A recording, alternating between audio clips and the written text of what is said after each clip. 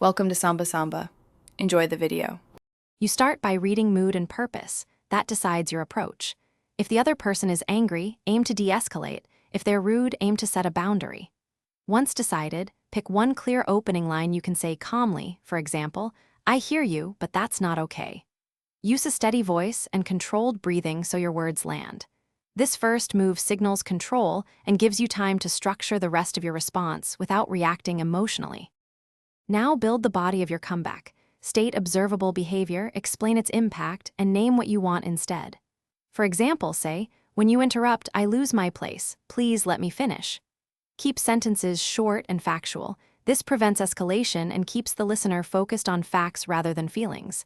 If they push back, calmly repeat the request or offer a simple alternative.